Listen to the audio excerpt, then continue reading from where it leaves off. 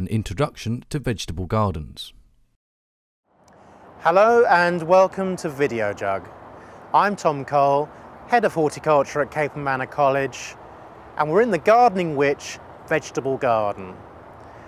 If you're ever going to have vegetables in your garden, you need to think about a few key points. One, it's got to be a sunny site.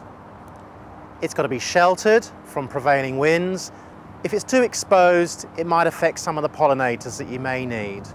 You need to have a soil which is relatively good in depth. It needs to be fairly stone-free.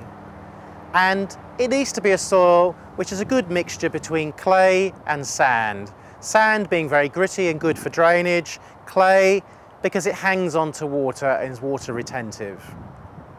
The other thing is you do need shelter from any frosts, so don't locate your garden in a hollow.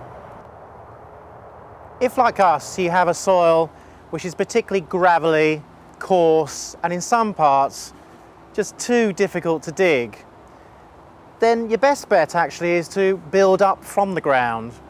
And you can use something like this deep trough, which we created out of wood, or even using the same material, created some very shallow beds.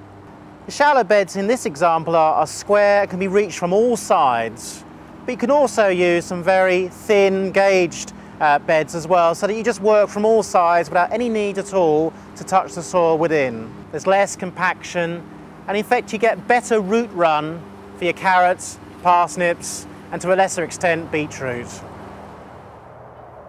One major consideration when putting any veg in the garden, particularly if you want to grow a large range, is to really spend time grouping like-minded vegetables together according to the sort of pest and disease they suffer from and the sort of care that you need to put in place.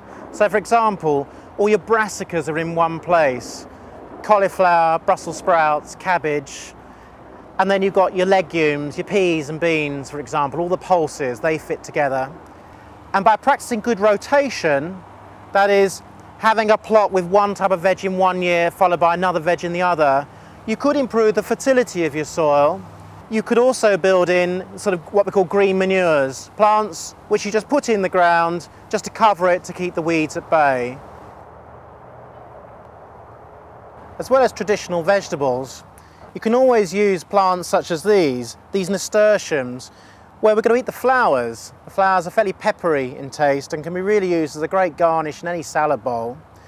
Equally at home, you've got things like pinks, you've got tagetes, the marigold, which are very full of flavour.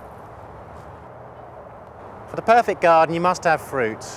Fruit in the form of top fruit, such as apples, pears, plums or cherries, and also soft fruit.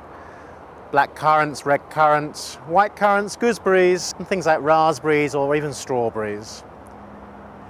But these will all fail if you haven't got the perfect site. Avoid dips and hollows so that frost doesn't become a problem. Have soil with a good depth. For example, tree fruit need to have at least 60 centimetres of good, friable soil with a good proportion of clay and sand. And when you have that in place, you also need to consider that it's not overshadowing any other plants and that you're free to be able to pick. And so to enable you to sort of pick at the height that you require, with tree fruit you also need to think of the right type of rootstock. And to help you, visit any good garden centre or well-respected nursery and they'll tell you all about the rootstocks that you can choose.